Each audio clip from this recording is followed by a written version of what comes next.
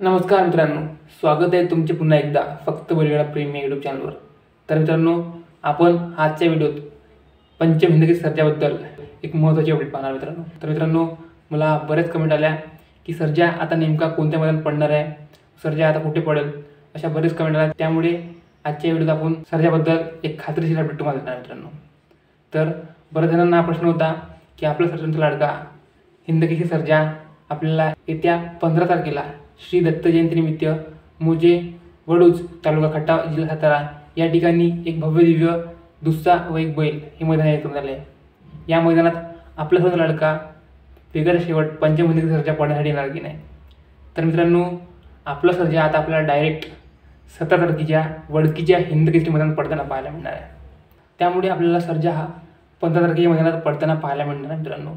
कारण 17 तारखेचे मैदान हे खूप महत्त्वपूर्ण मैदान मित्रांनो, जुने व पारंपरिक वडकीचे हिंद केसरी मैदान। त्यामुळे सर्जा आता माझ्या मते 7 ते 8 दिवस झाले आरामावर आहे। त्यामुळे डायरेक्ट आपला सर्जा 17 तारखेला तुरळा उडताना दिसणार, यात काही शंका नाही मित्रांनो। त्यामुळे आता सर्जा आपला डायरेक्ट 17 तारखेला वडकीच्या हिंद केसरी मैदानात पडताना पाहायला मिळेल। त्यामुळे मला असं वाटते की सर्जा आपल्याला या मैदानात नक्कीच गुलाल दिसेल। तर मित्रांनो, तुम्हाला यावर काय वाटते, तुमचे मत मला कमेंटमध्ये कळवा।